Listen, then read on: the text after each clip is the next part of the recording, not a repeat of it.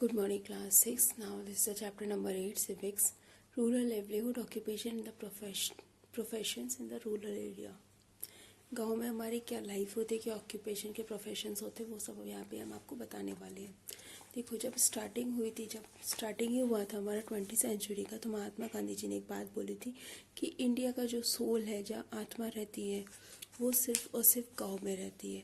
ठीक है ना। इंडिया का जो सेंसस था 2011 में 68.84% इंडियंस रहते थे। 638596 इतने विलेजेस हुआ करते थे। लेकिन जैसे जैसे गांव में रहते थे वो लोग तो डिफरेंट डिफरेंट एक्टिविटी किया करते थे।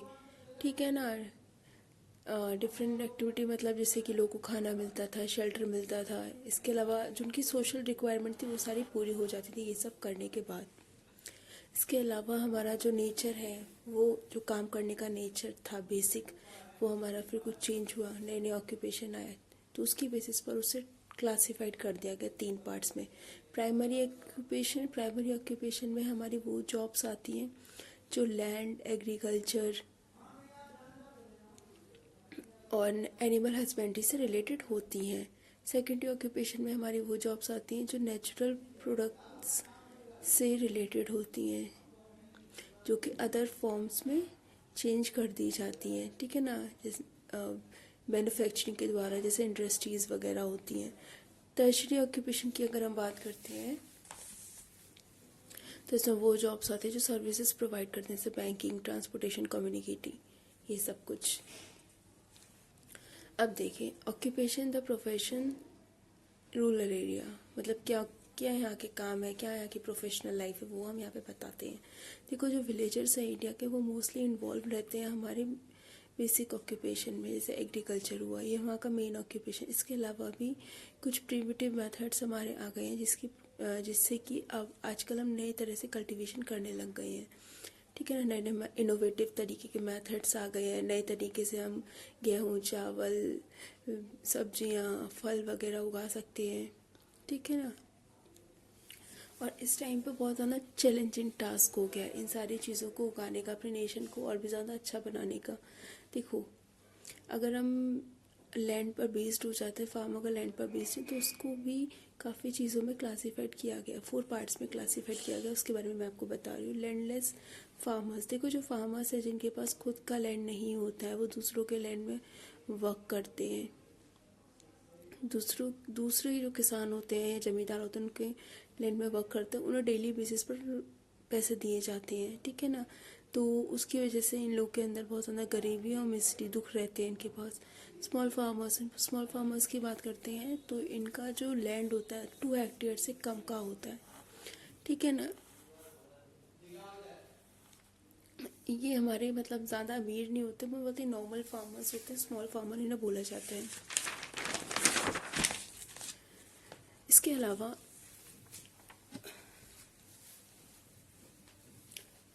अलावा जो हमारे फार्मर्स हैं वो मोस्टली लैंड को छोड़ देते हैं। ठीक है ना। लैंड को छोड़ देते हैं, जैसे उन्हें जो उगाना था वो उन्होंने उगा लिया, हार्वेस्टिंग कर ली, हल वगैरह चढ़ा लिया। ठीक है ना। उसके बाद वो क्या करते हैं, कुछ थोड़ा बहुत काम करने के लिए शहर में चले जाते हैं। फिर वहाँ पे जाके क्या करते हैं, मनी कमाने लग जाते हैं। अपनी फैमिली की थोड़ी सी इनकम ऑफ सोर्स के लिए वहाँ जाते हैं। जो स्मॉल फार्मर्स होते हैं वो छोटी छोटी चीज़ें बेच देते हैं अपने मनी लैंडर से।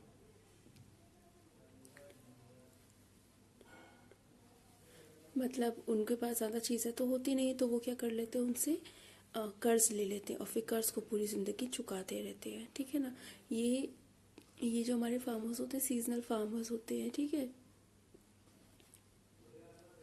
सीजनल फार्मर्स होते हैं, इनके पास ज़्यादा लैंड नहीं होता, कम लैंड होता है, तो इसलिए ये कुछ मनी ले लेते हैं जिनका इंटरेस्ट बहुत ज़्यादा हाई होता है, और ज़मींदारों से लेते हैं। ठीक है ना। और जब उनके पास कोई वर्क नहीं होता तो वो शहर में चले जाते हैं कुछ काम धंधा करने के लिए। इसके अलावा जो हमारे इसके अलावा भी हमारी बहुत सारी चीज़ें हैं, जैसे जो हमारे फार्मर्स हैं वो इन्हीं ज़मींदारों के जाल में फंस जाते हैं। जैसे मान लो इन्होंने खेती करा और पानी वगैरह नहीं बरसा, ठीक है, तो ये क्या होंगे, उस पैसे को लौटा नहीं पाएंगे जो कर्जा इन्होंने लिया था, ठीक है ना। तो इस वजह से ये उनकी विक्टिम बन जाती हैं, ठीक है ना, उनका कर्ज नहीं चुका पाते, जिसकी वजह से इनको सुसाइड करना पड़ जाता है, ठीक है। इनकी लाइफ बहुत ही ज़्यादा डिफ़िकल्ट होती है, ठीक है ना। लोन ले लेते हैं और लोन को ही चुका नहीं पाते। मिडिल और द मीडियम फार्मर्स, ये हमारे वो फार्मर्स होते हैं जिनके पास लैंड तो होता है 2 हेक्टेयर से 5 हेक्टेयर के बीच में, ठीक है ना, लेकिन उसको सिर्फ ये कल्टीवेशन और हार्वेस्टिंग के लिए ही यूज़ करते हैं। इनके पास ट्रैक्टर होता है, थ्रेसर होता है, प्लांटिंग के हार्वेस्टिंग के लिए सारी सुविधाएं होती हैं। इसके अलावा हमारे लार्ज फार्मर्स की बात करते हैं। लार्ज फार्मर्स हमारा जिनके पास 5 हेक्टेयर से ज़्यादा ज़मीन होती है, उनको बोला जाता है। ये जो फार्मर्स होते हैं ये क्या करते हैं, ये लोगों को एम्प्लॉय करते हैं, ठीक है ना। जिन लोगों के पास लैंड नहीं होता उनको ये काम देते हैं और उनको डेली बेसिस पर क्या करते हैं, कैश पैसे देते हैं और कल्टीवेशन हार्वेस्टिंग ये सारा काम उनसे करवाते हैं। ये जो फार्मर्स होते हैं काफ़ी ज़्यादा मॉडर्न एग्रीकल्चर करते हैं। इनके पास ट्रैक्टर, हार्वेस्टर, थ्रेसर ये सब कुछ होता है। ये जो फार्मर्स होते हैं काफ़ी ज़्यादा अमीर होते हैं, लग्जरी लाइफ जीते हैं। जो फार्मर्स होते हैं काफ़ी कमर्शियल फार्मिंग करते हैं, ठीक है ना। ये बहुत सारी एक्टिविटीज़ में भी पार्टिसिपेट करते हैं, जैसे ट्रेडिंग कर ली, ऑनिंग कर ली, की शॉप्स वगैरह भी होती हैं।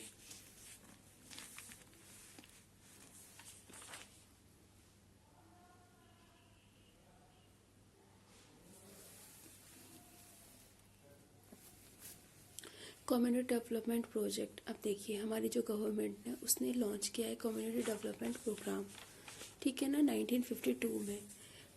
इसका जो एम था वो यही था कि जो गांव है उनको डेवलप किया जाए, ठीक है ना, उनकी हर चीज़ को इम्प्रूव, एग्रीकल्चर प्रोडक्शन को इंक्रीज़ किया जाए। जो फार्मर्स थे उन्होंने जो लेटेस्ट टेक्नोलॉजी थी उसको एक्सेप्ट किया है, उसको यूज़ करना शुरू किया है। जो ब्रांचेस है बैंक की वो गांव में भी खोली गई जिससे कि किसानों को कम ब्याज पर लोन दिया जा सके, ठीक है ना, जिससे कि वो उसे आसानी से चुका पाए। और जो बैकवर्ड एरिया होते हैं जहाँ पे हमारी गवर्नमेंट उन लेबर को कुछ लैंड दे देती है सेल्फ रिलिएंट बनाने के लिए, ठीक है।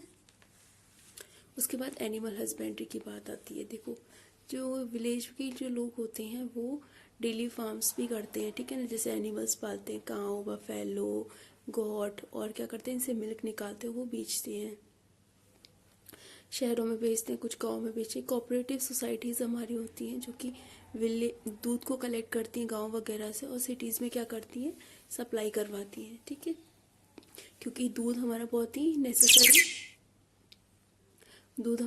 नेसेसरी चीज़ है जिसको कि हर कोई लेना चाहता है, ठीक है। ये हमारी कोऑपरेटिव सोसाइटी के अंदर आता है। इसके लिए भी लोगों को लोन दिया जाता है, ठीक है ना, जिससे कि वो क्या गाय भैंसे खरीद सकें, बटर वगैरह, दूध, घी, ये सब डेली प्रोड्यूसर की जो चीज़ें हैं, डेली प्रोडक्ट्स हैं, इनको बना सकें और बेच सकें, ठीक है, जिससे कि इनका जो लिवलीहुड है वो क्या हो जाए, आसान हो पाए। अब देखिए जो यहाँ पे लोग हैं और यहाँ की जो औरतें हैं वो लैंडलेस हैं, ज़मीन नहीं है उनके पास, ठीक है ना। जो विलेज है गुजरात का, उन्होंने एक डेयरी कॉरपोरेशन डाला है जिसमें वो किस जानवरों को क्या करते, पालते हैं और उनका दूध वगैरह बेच के अपनी लाइफ को चलाते हैं। अब देखो कुछ फार्मर्स हमारे इंगेज होते हैं पोल्ट्री फार्मिंग बिजनेस में, ठीक है ना। ये हमारे फार्म हाउस से और क्या करते हैं, अपना लाइफ चलाते हैं वहाँ से उनको इनकम ऑफ सोर्स होता है। ये क्या करते हैं, ये शाम को जैसे ये क्या बोलते हैं, एग, मीट, चिकन, इन सबको मार्केट में, टाउन्स में बेचते हैं जाके। फिशेस वगैरह हुए, इनको भी क्या करते हैं, विलेज के जो रिजर्वॉयर्स होते हैं उनको वहाँ पर रखते हैं और वहीं से बेचते हैं, वहीं पे पालते हैं। ये क्या करते हैं, ये मछलियाँ पालते हैं। वुमेन्स जो होती हैं वो क्या करती हैं, बास्केट बनाती हैं और फिर ना बेचा जाता है, ठीक है। इसके बाद फिर ये इन्हीं सबको ये सारे काम करके, ठीक है ना, क्या करती हैं, अपना काम चलाती हैं। तो ये डायरेक्ट कंजप्शन कस्टमर्स और प्रोड्यूसर के बीच में एक तालमेल बना रहता है, ठीक है ना। इसमें बीच में कोई भी पैसा खाऊ नहीं इंसान नहीं आता, ठीक है ना। और इनको शहर में जाके काफ़ी अच्छे प्राइसेस मिलने लग जाती हैं। अब देखो क्राफ्ट एंड ट्रेड की बात करते हैं। जो क्राफ्ट एंड ट्रेड की बात करते हैं, देखो कुछ पीपल हमारे गांव में ऐसे भी होते हैं जो इंगेज होते हैं हमारे क्राफ्ट के काम से, ठीक है ना। जो कि जैसे बास्केट बनाना हुआ, पॉट्स बनाना हुआ, कारपेट बनाना हुआ, ब्रिक्स बनाना हुआ, ठीक है। इसके अलावा जो हमारा विलेज है, जो हमारे विलेजर्स हैं वो हमारे वर्क करते हैं, जैसे बाल काटना हुआ, कॉबलर्स हुआ, मतलब जूते ठीक करना, कपड़े सिलना, और गोल्ड स्मिथ, ब्लैक स्मिथ, लकड़ी का काम करना, बेचना, ठीक है, पान वगैरह लगाना, ये सब इनका सेकेंडरी काम होता है। बहुत सारे जो फार्मर्स हमारे ऐसे होते हैं कि अपनी आने वाली जनरेशन को भी यही काम सौंप जाते हैं, ठीक है। जैसे बहुत सारी वुमेन्स होती हैं गाँव में, ठीक है, डिस्पेंसरी चलाती हैं, प्राइमरी स्कूल चलाती हैं, जैसे नर्सेज वगैरह होते हैं, टीचर्स वगैरह होती हैं, ठीक है। तो उनके बच्चे भी आगे चल के यही सब करती हैं, या फिर मैकेनिक बन जाते हैं, साइकिल रिपेयर वगैरह करती हैं, ठीक है। अब उसके बाद देखिए कुछ हमारे शॉपकीपर्स ऐसे होते हैं जो हमारी ग्रॉसरीज बेचते हैं, सब्जी वगैरह बेचते हैं, फ्रूट्स बेचते हैं, फर्टिलाइजर्स बेचते हैं, बीज बेचते हैं, किताबें कॉपी बेचती हैं, ठीक है, दवाइयाँ बेचती हैं।